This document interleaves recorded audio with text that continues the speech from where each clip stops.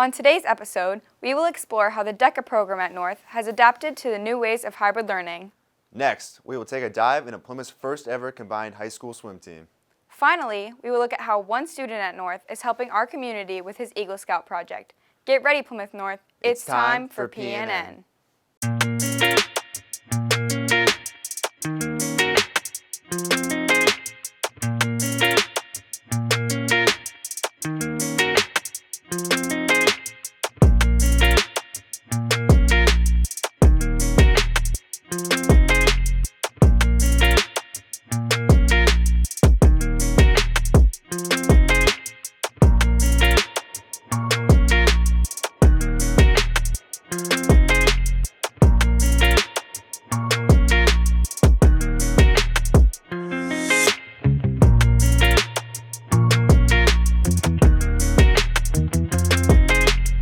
It's the last week before vacation that we all need.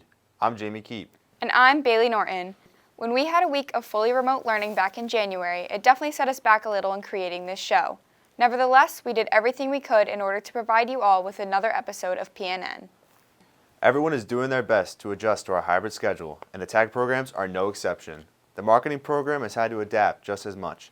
Kaylee and Caroline tell us more about how DECA has changed this year. Across the country and at Plymouth North, marketing students had to learn to adjust to the new normal. DECA is a nationwide business conference where students compete with one another using their business knowledge. This year, the DECA competition was conducted online. While the DECA test has always been online, students had the opportunity to take it at home with resources instead of in class with a proctor. DECA actually messed up and gave the first time they gave the test that they gave last year. So we actually had to retake the DECA test and take it 2 times, which was obviously a little frustrating. The other DECA assessment is called a role play.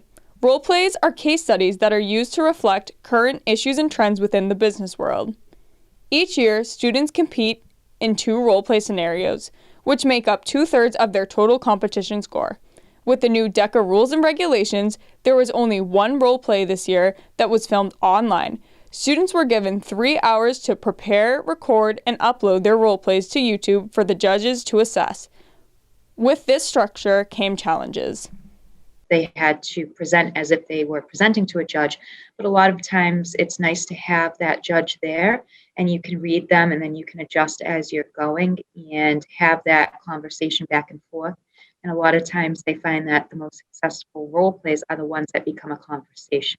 2/3 of your score at a DECA competition is that professionalism and that like one-on-one connection with the judge. Removing that personal connection between a student and a judge, which can be challenging just on a normal year, especially for the younger students never having that challenge put to them before, where they have to go meet someone new, play a role of someone they've never been before and they've never understood before. That's a big difference. It is harder talking to someone face to face, but especially your 4th year as a senior, like that's what you look forward to. You get used to it. And so in one of my role plays this year, I asked a question to the computer and I waited for a response. I didn't get a response. So that was definitely the weirdest thing, is just like you weren't talking to someone. Although the DECA structure was much different this year, marketing students were able to bond with classmates and gain new perspectives. It's just kind of like working together as a group and trying to figure out together, I think has been really helpful. Everyone got kind of like plunged into like much more real world thinking this year. Some things clicked more with like some of the role plays. I feel like it was easy to apply the stuff we've been hearing to those. To see 150 students come through and be able to like get through those challenges and still complete these really complicated tasks was really refreshing. On January 26th, the Massachusetts DECA District 1 winners were announced via YouTube. Plymouth North had about 50 students move on to the state competition. Congratulations to all that moved on. Reporting for PNN, I'm Kaylee Reardon. Thank you, Kaylee and Caroline. Next, we will take a look at a new sports team at North. Amber and Christian will take us into the deep end of Plymouth's first ever combined swim team. In a year filled with unexpected changes to Plymouth North athletics, one sport has caught the eyes of many. The Plymouth swim team is the newest addition to the Plymouth sports roster and has taken to the pool this winter season. I think it was a combination of both schools. I know there was a lot of interest throughout the past few years, if not decades, to start a team. So I think it was kind of a combination of both schools putting their kind of heads together and realizing that maybe they don't have the numbers, separate schools, but if they combine with the program, it could work out. So I think it was kind of a team effort. I think it was a lot of club swimmers just over the course of the years going to the AD and saying, oh, why don't we have a swim team? And I guess with the old previous AD I would talk to him a lot about it and gather information that he wanted. Like girls ice hockey, North and South have a joint team with a total of 38 swimmers. Guidelines allow only 12 swimmers in the pool at a time, forcing the team to split into 3 groups based on experience. Pretty much half the team has a good amount of swim experience, half the team doesn't. So trying to find that balance of, the more established swimmers getting the practices down and then kind of teaching the basics to the other groups has been a fun challenge. With the team split into 3 groups, each group only gets to use the pool 1 day a week. Outside of the in-pool practices, the captains are in charge of running and conditioning land practices at either North or South High School. Since we only swim once a week because we had to split into 3 different groups, me and the 5 other captains, we schedule captains practices and optional running and team building. During this winter season, with the COVID-19 guidelines in place, swim meets are not head-to-head physically, but virtually, with each team reporting their swimmers' times within their own pools. Unfortunately, because of Plymouth North closing, the first swim meet on Friday, January 8th, was canceled. With COVID, there's also no travel, so all our meets are going to be virtual, swimming against our opponents virtually. So basically, they'll swim in their pool, get their times, we'll swim in our pool, get our times, and then kind of just combine, and that will be our meet. So obviously, no team travel, no pasta dinners, anything like that. It's a lot different than a normal year. I mean, we're going to be just swimming against ourselves. There's no opponent in the pool next to us, so that obviously makes it a little bit tougher to get up for your races when you don't have that opponent right next to you. It's weird because you don't have other people to compete against and you're kind of competing against your friends, but I mean, it's still just as competitive because you're trying to beat your own times. Coach Wilson and the swimmers have done an excellent job following the COVID limitations they are faced with at practices and meets. Despite the challenges, we're excited to see what the swim team has in store for the following seasons. Reporting for PNN, I'm Christian Hohulan. Great job, Amber and Christian. Thank you for the details about Plymouth's new swim team. I really love those GoPro shots of the swimmers in the pool. Good luck to the swim team during the season.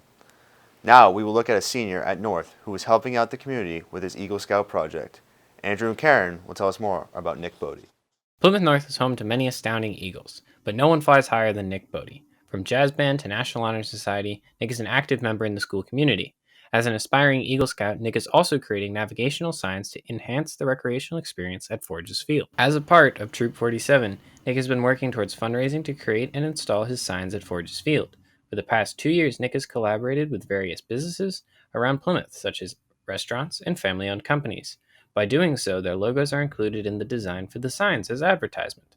Above all, Nick is striving to create an all-around community-based friendly project. Even though I knew that was going to be a pretty big deal and take a lot to it, there was so much. It was literally a cajillion different processes that had to go, different steps.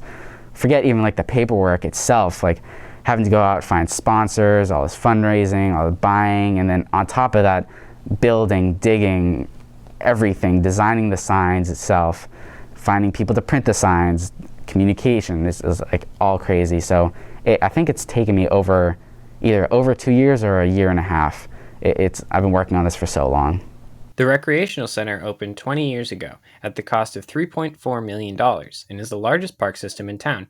It includes 3 senior-sized soccer fields, 2 baseball fields, 1 adult softball field, 1 football practice field, 1 football game field, 2 junior league baseball fields, 2 youth softball fields, a large play structure area, and 1.5 miles of paved walking paths.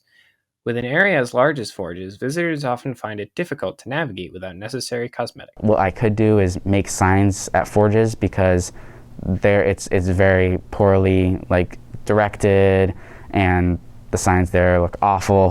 Honestly, is upside down maps, totally worn out and stuff.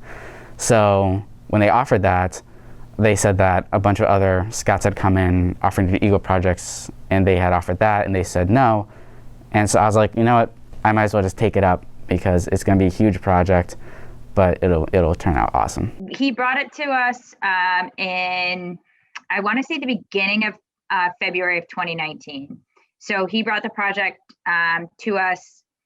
We thought it was a great idea. We had been talking about trying to get it done internally, and just the undertaking and the cost of it alone wasn't something that we were able to do. But when he brought it to us, we were completely on board. We thought it was a fantastic idea. Many troop members, like Nick, are encouraged to seek ambitious and creative ways to raise money to give back to the community. Although the signs are essential for mapping out the area, it is typically not prioritized.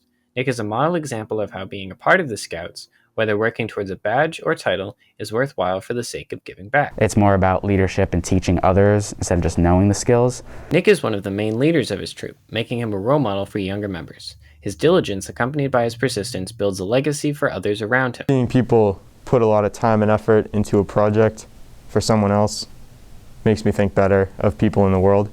And because that's what it's really about, is planning and showing leadership to other scouts. And so you have to go out there and work with organizations in the community to develop a project that's going to help the community. His Eagle Scout project is surely admired by both his peers and townspeople for his consistency to create safer and more enjoyable experience at Forges. Despite his recent challenges of COVID-19, he has persevered to get his signs manufactured as soon as possible and are in the process of installing them now. Some of his work can be observed at spots near walking paths and parking lots. Nick's positive investment in the people around him give the Plymouth community new life. He will continue to better the Plymouth community with whatever he does next, as an academic, musician, or kind-hearted person. Reporting for PNN, I'm Andrew Melville. Thanks, Andrew and Karen. Be sure to keep an eye out for Nick's signs at Forges Field this spring. With Valentine's Day this weekend, on this episode's edition of Hall Walking, we asked you guys, what is your best pickup line? Are you in exam? Because I've been studying you like crazy. Are you from Tennessee? Because you're the only 10 I see. Alright. You better call Life Alert because I've fallen and I can't get up. I'm not sure if my phone works. Can you call me to make sure? Are you a time traveler? Because I can see you in my future. Alright, so you know what me and the Little Mermaid have in common? We both want to be in your world. Do you like raisins? How about a date? Sorry. Are you a beaver? Damn! Do you like banana bread? Oh god.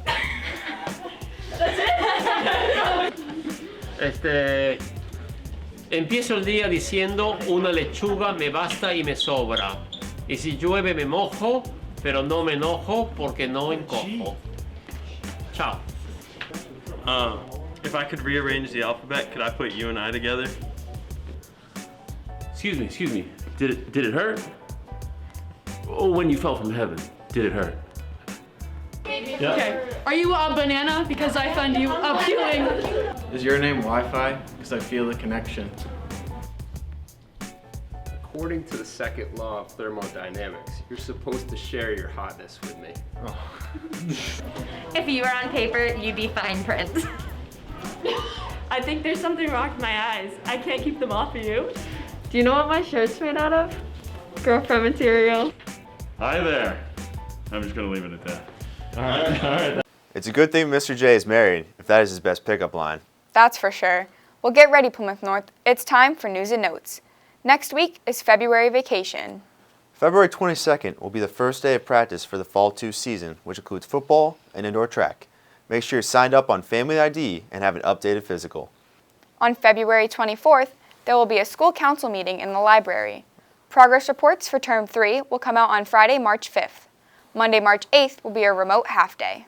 In an attempt to maximize class time for students, guidance counselors are doing all schedule changes and other meetings remotely. Please use the QR code on their door for appointment scheduling or email them directly. That's it for this episode of PNN. Thanks for watching. Be sure to follow us on all of our social media platforms. We hope that you stay safe and have a good February vacation. We have a lot more in store for you this year. See you next time.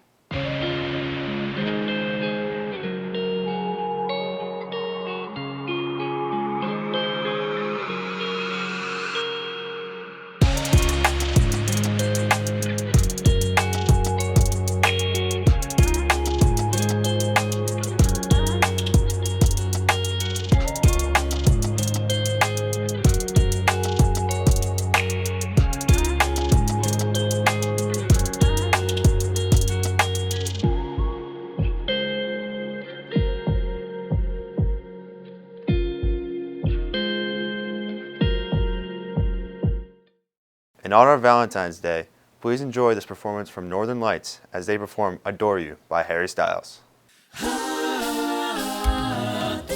Walked in your rainbow paradise. Strawberry lipstick, state of mind. I get so lost inside your eyes. Would you believe it? You don't have to say love me. You don't have to say nothing. You don't have to say you're mine, honey. Walk through fire for you. Just let me adore you. Oh, honey. Walk through fire for you. Just let me adore you. Like it's the only thing I'll ever do. Like it's the only thing I'll ever do. You're wonder under summer skies. Brown skin and lemon over eyes. Would you believe it? You don't have to say love me.